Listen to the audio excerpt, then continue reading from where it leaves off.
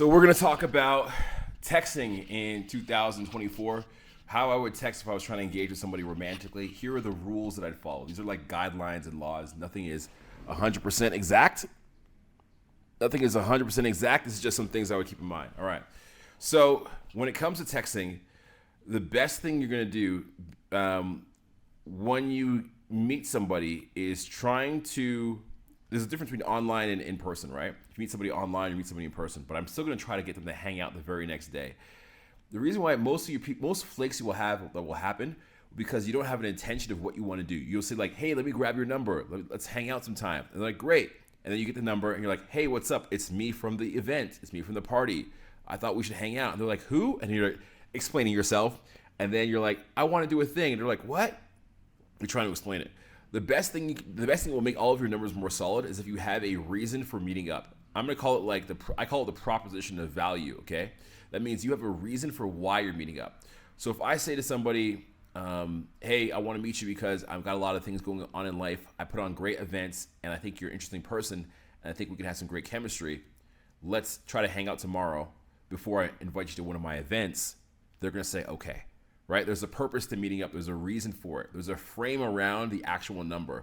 A number itself is essentially useless. It's only as good as the frame that you're putting around it. I'll say it again. A number or any kind of contact is useless. It's only as good as the frame that you're putting around it. Also, in terms of like number versus like a WhatsApp versus like an Instagram, you know, there's a whole bunch of techniques to get somebody to add you on Instagram. You grab their phone, you press add yourself, you send them, like, all that's great. I would just go back to numbers. This whole thing is very much like a cycle, okay? Everything works in like a cycle. At first, it was like you want to do the thing that everybody else is not doing. So if everybody else is grabbing Instagrams, that person might have 20 new people on an Instagram that week. So you don't want to grab Instagrams anymore. Now you want to go back to grabbing numbers. What was old is new, what was new is old. It's like it's reversed again. Because people will be more likely to answer their text messages than their Instagrams now because they get too many Instagrams. So you want to go back to getting phone numbers again, I think. When I have a number, the first thing I'm going to do is I'm going to call it. I'm going to drop a missed call on the person's phone number, on the person's phone. Call it, missed call. The next day, or that night, I'll text them this. I will text them, hey, text me so I know you get home safe. That's a line from my old buddies. Text me so I know you get home safe / your name. And send a funny picture of you, right? Not like a picture of you like farting or like with cake on your face, but just like a silly, funny picture of you where you look semi-handsome. That the way they have a visual reference of what you look like, and they also know exactly who it is, right? Now, if you're lucky, they will text you back that night and it'll say, hey, I got home safe. Now you're in. Or they'll text you and they'll say, in bed getting ready for sleep. Now you're safe, okay? At that point, I would personally text sweet, good night, sweet dreams of me. I'll tell you why. It sounds a little corny or cheesy. I'll tell you why. I text them good night, sweet dreams of me because I'm trying to set it up for the text the following fucking day. That's why I text it to them. Not because I actually care. Well, I do, but I'm trying to set it up for the next day, right? Because the next day, when it's all daytime now, I'm going to text them and be like, hey, so how was the dream, right? I can get straight into flirting mode. I can continue flirting from there versus like, hey, I really liked you at the club and I thought you were awesome. And like, if you want to hang out sometime, and then you're like left on scene and like no one's responded to you. And you're in this weird position where you're trying to like get the person to remember you and get the person to like acknowledge you. I don't want that. So I set it up with this like whole like get home, text me so I know you get home safe. Good night, sweet dreams of me. The next morning, I'm like, how was the dream? And they're going to laugh. They're like, haha, it was hilarious. Or like, oh, I didn't dream of you. Or like, it was not bad, right? Or the dream was good. And then I follow it with, I'm better face to face. You see? I'm better face to face. And now I've planted the idea of us meeting up again and like we start flirting with it. But the framework is already there. All from the night to the morning. I've done everything possibly. I've been not needy. I've been funny. I've been flirtatious. I've been adventurous. I'm setting up an idea to meet. That's how I would text, okay? That's how I text initially. Now, what I'm going to plan for the meetup, this is very important, okay? Very, very important. Dates no longer exist. I want you to get dates out of your mind. Dates are a horrible frame. You watch me on Instagram, I'll rant about this for 20 minutes, okay? Dates automatically put you in the frame if you're trying to buy somebody's attention. They automatically put you in the frame of you're trying to, I don't know, please them to spend time with you. It's not about the chemistry or the connection or knowing each other better. It's about the date. So I don't say dates anymore, okay? I arrange meetups. It varies culturally. In Colombia and South America, when you say meetup, it means come to the house and hook up. So you don't say meetup in South America. In South America, you have to say conocer. I want to know you. So the language is going to depend on which country you're in, okay? But I'll say this. This is the key line. When are you not working? You must say this. When are you not working? Exactly verbatim. Don't say like, when do you get off work? Or like, when are you free? If you say, when are you free? You're going to get this.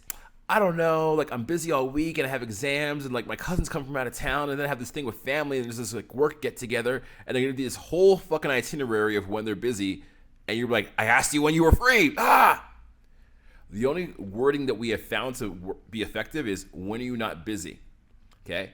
And they're gonna say to you, I finish work at 7. Or they're gonna say, I don't work on Sundays. And then you say, perfect, right? Perfect, we'll hang out then. So you're automatically scheduling the date for when their schedule permits it, not for when they imagine they might be free. Does that make sense? If you schedule for when they imagine they might be free, they're gonna go through a bunch of mental loopholes. But if you just say when is your schedule permit, like when are you not working or when are you not in school, then they're gonna tell you. Now, you make a plan. A plan consists of 3 things: a date, a time, and activity. If you miss one of those 3, they're probably going to not show up. They're going to flake, okay? You need a date. You need a plan. You need a date, a time, and activity. So like Sunday, we're going to go for lunch at this place. Friday, we're going to grab coffee and we're going to grab dessert at this place. Again, I don't do dinner first meetups. Dinner first meetups are horrible frames. I can make a 1-hour video about why, but never do a dinner first meetup. It can be anything else. You find that dinner is like offering a bait. If you say sushi, it's like crack. Everybody will say yes to sushi, but you're going to get people with the wrong intentions coming because they just want the sushi. They're not coming emotionally prepared or emotionally open for you. So once you make the plan, date, time, location, you have to have all 3 things confirmed because otherwise you're going to be calling them in the morning of like, hey, are you available? Like, what time? You can't figure it out the day of. You got to have it figured out before. Any of my meetups, I only plan my meetups either for tomorrow or the next day. I only give them a 48-hour window. I don't do this like, well, next week, Sunday, I might be available. Never works. Something comes up, they don't answer their phone, it's too long of a gap to keep the emotion going. I don't do this next week, Sunday. I do 48 hours only. By the way, I'll let you guys ask questions about this in a bit. Let's see, 40 hours only. Okay, right, 8 minutes. Good, a lot, info in 8 minutes. Okay, now the day before the event, I'm gonna say, hey, are we still on for tomorrow 7 coffee? All right, hey, we're still on for tomorrow dessert at 8?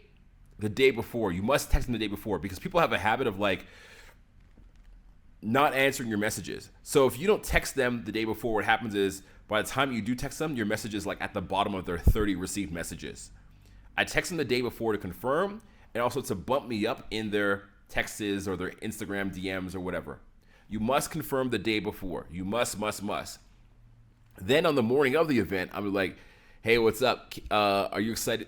I'm excited for, not I'm excited, but like, are you ready for dessert with a handsome gentleman? Are you ready for like exploring the jungle and the zoo with the most charming man in Toronto? Like, I'm going to say that as a joke. I'm not going to say like, hey, are you still meeting me at 7? I'm going to make it as a joke, right? Are you ready for it? Like, can you handle it, right? I'm going to say it like that. Now, here's another key.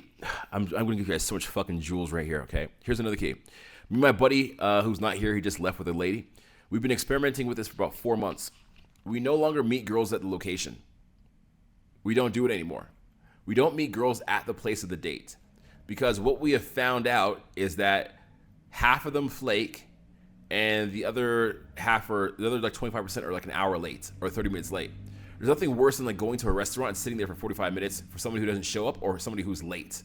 It sucks. What we say now is like, we confirm the time. All right, hey, let's go for a drink Sunday, 7 p.m. Great. Now we say this. Listen very carefully. It's worded purposely. All right, 7 p.m. If you need an Uber, let me know. I'll send you one. We'll meet at my house and go from there. There's lots of great stuff in the area. That's what we say now. And that has been the key. We don't meet them at the location because they can flake. We don't meet them at the location because they can be late. Imagine like you're waiting for an hour for somebody that doesn't show up. You could have been home for an hour hustling on your business, home for an hour talking to your friends, home for an hour editing a video. You lose your time. And over the course of a month, you would have 3 or 4 times where you're just sitting there waiting. That's 3 or 4 hours you could have just accumulated over the month to do something crazy. So we'd rather much pay for the person to meet us at our house, and then whatever we're doing is walking distance. You see? We don't say that. We're not like, meet me at my house. We're not going to go anywhere. I don't plan dates downtown. I don't plan dates across the city. It's like, meet me at my place, 7 p.m. I'll call you an Uber. See, this is the gentleman part. I'm going to call you the Uber. This is the part that like softens it a little bit. I'll call you the Uber. Oh, he's going to chauffeur me around. Yeah, I'll call you the Uber. There's plenty of stuff in my area. We'll go from there. Be sure to like wear something cute. Just say that. You're not saying come to my house. You're not saying hook up at my house. You're not saying sleep at my house. You're not saying come in my house. You're saying meet me here and we'll go from there. Now there's some that will say, I'm not coming to your house. Just let them go. Because they probably weren't going to come to your house anyways. They're not taking your free Uber ride and they're going to be difficult. The ones that agree to this are usually very compliant.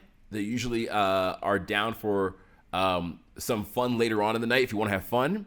And they're also okay with the idea of doing something locally. Like they're okay with like figuring it out as you go along. You don't want to say like, meet me at 7. We're going to the Gordon Ramsay Steakhouse. Because then they're like, I don't like steak. I want Jamie Oliver's. Like you don't want to negotiate the plan. When you find yourself negotiating the plan, it doesn't work. You're the guy. You always pay, by the way. Always pay. But if you're paying, you should have the right to choose the event. If you're paying, you should have the right to choose the activity. If you're paying, you choose. When it starts getting to this, like, you're the guy, you're paying, and they're choosing, you're fucked. It's already done. It's already done. It's over. If you're the one who's paying and they're choosing what they want to do, don't even go. It's already over. You might see those videos of guys that are like on Cheesecake Factory. It's like, she's like, she took me to Cheesecake Factory and they're complaining. It's like, no, if they're choosing something and they're not paying, they're a guest. They're a guest. You're inviting them for free. If the guest is already complaining before they get there, don't even go. Right? So the idea of like leaving it vague, like meet me at my house, there's lots of cafes and bars in the area, we can grab something, that is great. Leave it vague. Because if it's vague and they come, they actually like you. They're there for the connection and the chemistry. If they're picky on the idea of what exactly it is that you're doing, they're not there for you. And it's better not to go. You're gonna end up saving yourself $100, $50, and a bad story of how you wasted time and how the person made no conversation. They didn't even hug you hello, and they were on TikTok the whole time. Bars. So this is my whole strategy. This is my new like 2024 strategies I've been developing with me and my guys. I haven't said it anywhere else. This is like inside information. This is like the inner circle of stuff. Everything we have found to work and to be true in the situation of dating, going on dates, setting up dates and phone numbers. This is all that matters.